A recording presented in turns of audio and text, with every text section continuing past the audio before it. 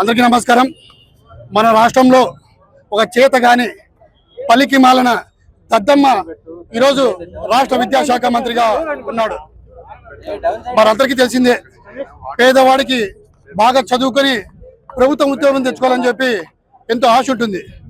ఈరోజు ఈ కూటమి ప్రభుత్వం ఆ ఆశపై నీళ్ళు చల్లింది. ఎలక్షన్ల ముందర ప్రతి ఊరు తిరుగుతూ నారా లోకేష్ గారు యువకులమనే పాదయాత్ర ఏర్పాటు చేసుకుని ప్రతి ఊరు తిరుగుతూ యువతకు సంబంధించి ఎన్నో హామీలు ఇవ్వడం మనందరూ చూసాం. అదే ఆ యువత అందరూ కూడా వారి ఏవైతే హామీలు ఇచ్చారో అవన్నీ నమ్మి ఈరోజు మనం చూస్తే 160 పైసలకు సీట్లు ఇచ్చేది కూడా మనందరికీ తెలిసిందే. కానీ ఎలక్షన్లు గెలిచిన తర్వాత ఏ విధంగా యువతని మోసం చేశారో కూడా మనందరికీ కూడా చూస్తూ ఉన్నాం. యువత అందరూ కూడా ఆశపడ్డారు, కూటమి ప్రభుత్వం భారీ మేరతో గెలిచింది, మా అందరికి కూడా న్యాయం జరుగుతుంది అని చెప్పి చాలా కూడా ఆశపడ్డారు. కానీ ముఖ్యమంత్రి అయిన తర్వాత కూడా ఆయన మొదటి సంతకం ఆయన తండ్రి కూడా మొదటి సంతకం టీఎస్ఏ పైన పెట్టారు.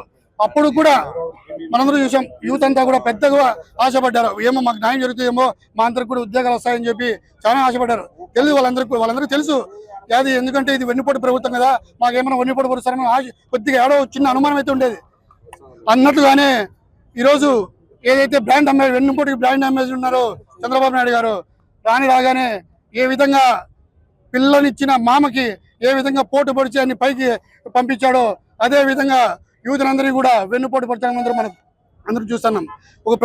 ఏదైనా కూడా ప్రభుత్వం ఒక ఉద్యోగం ఇవ్వాలంటే ఒక ప్రాసెస్ ఉంటుంది. ఆ ప్రాసెస్లో భాగంగా నోటిఫికేషన్ ఇచ్చిన తర్వాత ఎగ్జామ్ పెడతారు.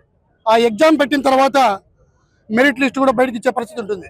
ఆ మెరిట్ లిస్ట్ ప్రకారంగానే ర్యాంకుల ప్రకారంగానే ఉద్యోగాలు ఇచ్చేది కూడా మనం ఎక్కడైనా ఏ ప్రభుత్వంలో అయినా కూడా గత ప్రభుత్వంలో కానీ ఏ రాష్ట్రాల ప్రభుత్వంలో కూడా మనందరూ కూడా చూసాం. కానీ ఈ ప్రభుత్వంలో నోటిఫికేషన్ ఇచ్చారు కానీ ఎగ్జామ్ రాశారు కానీ మెరిట్ లిస్ట్ అయితే బయట పెట్టాలి. అందులో ఏం మతలబ్ అని చెప్పి నిరుద్యోగులందరూ కూడా ప్రశ్నిస్తూ ఉన్నారు. ఈరోజు 1,00,000 పైచులకు నిరుద్యోగులందరూ కూడా ఈరోజు వెన్నుపోటుకు లోనయ్యారు. వాళ్ళందరి తరఫున కూడా వైఎస్ఆర్ కాంగ్రెస్ పార్టీ నిలబడతా ఉంది.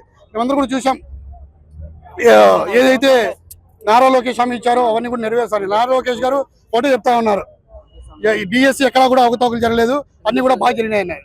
కానీ అవకతవకలు జరిగినాయి వాస్తవం కాబట్టి మేము అందరూ ఒకటే వాళ్ళు డిమాండ్ చేస్తూ ఉన్నాం.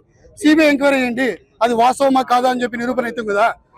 మేము ఒకటే చెప్తా ఉన్నాం, నారా లోకేష్ గారు ఏవైతే ఇది వాస్తవం కాదు అని చెప్తారో ఆయన వెంటనే ఆయన రాజీనామా చేసి ఆయన పదవికి సిబిఐ ఎంక్వైరీ చేసి ముందరకు వస్తే బాగుంటుందని చెప్పి మేమందరూ కూడా అడుగుతా ఉన్నాం. అంతేకాకుండా ఆయన రాజీనామా చేయకపోతే ఎవరైతే ముఖ్యమంత్రి ఉన్నారో చంద్రబాబు నాయుడు గారు వెంటనే అతను చేసినట్టు ఏదైతే ఒక ఆరోపణ ఉంది దానిపైన వెంటనే ఆయన డిస్మిస్ చేసి అతను పత్రఫ్ చేసి ఈరోజు మళ్ళీ జనాల ముందరికి వస్తే మేమందరూ కూడా బాగుంటుందని చెప్తా ఉన్నాం. డిఎస్సి అనే పదం నోరెత్తితే నిన్న లోకేష్ మాట్లాడుతూ మాట అంటా ఉన్నాడు, డిఎస్సి అనే పదం ఎత్తితే ఆయన తాట తీస్తా అంట. మేమందరూ ఒకటే చెప్తా ఉన్నాం, నీ రెడ్ బుక్ ఇంకా 3 సంవత్సరాల టైం ఉంది, లేదా 2.5 సంవత్సరం అనుకో. ఆ 2.5 సంవత్సరంలో నీవు ఏమి చేస్తావో చెయ్యి, మేమందరూ కూడా దానికి స్వాగతిస్తాం, మేమందరూ కూడా తట్టుకుంటాం. కానీ ఆ 2.5 సంవత్సరం తర్వాత ఆ రెడ్ బుక్ ఏదైతే ఉందో ఏడ పెట్టుకుంటావో ఒకసారి నువ్వు ఆలోచించుకొని చెప్తా ఉన్నాం. 2029 ఎలక్షన్లో యువతే నిన్ను పెద్ద ఎత్తున రోడ్డు మీదకి తీసుకొచ్చే పరిస్థితి వస్తుంది, చుట్టు పట్టుకొని మరి రోడ్డు మీదకి తీసుకొచ్చే పరిస్థితి వస్తామని చెప్పి తెలియజేస్తా ఉన్నాం. మీరు ఎక్కడ చూసినా కూడా బోతార్ నర్సేం అని డైలాగ్ చెప్తా ఉన్నాం. నువ్వు ఇచ్చింది 16,300 చిల్లర అని చెప్పి దాన్ని మెగా డిఎస్సి అని చెప్పుకుంటా ఉన్నావు. ఒకటే నోటిఫికేషన్తో 1,25,000 పైచిలకు ఉద్యోగాలు ఇచ్చి ఘనత వైఎస్ జగన్మోహన్ రెడ్డి గారిది. బోతార్ నర్సేం అని చెప్పి తెలియజేస్తా ఉన్నాం. మీ ప్రభుత్వంలో లిక్కర్కి అదేవిధంగా గంజాయికి ప్రిఫరెన్స్ ఇస్తా ఉన్నారు. మా ప్రభుత్వంలో మా నాయకుడు జగన్మోహన్ రెడ్డి గారి ఆధ్వర్యంలో విద్యకైతే వైద్యకైతే మేము ఎక్కువ ప్రిఫరెన్స్ ఇచ్చాం. బోతార్ నర్సేమని కూడా మీ అందరికీ తెలియజేస్తా ఉన్నాం. మీకు ఒకటే చెప్తా ఉన్నాం, నారా లోకేష్ గారు ఏదైతే యువతకు హామీలు ఇచ్చారో అవన్నీ నెరవేర్చాలి. నెరవేర్చిన పక్షాన నిరుద్యోగుల పట్ల వైఎస్ఆర్ కాంగ్రెస్ పార్టీ ఈరోజు మేము ఇక్కడికి శాంతియుతంగా వచ్చాం.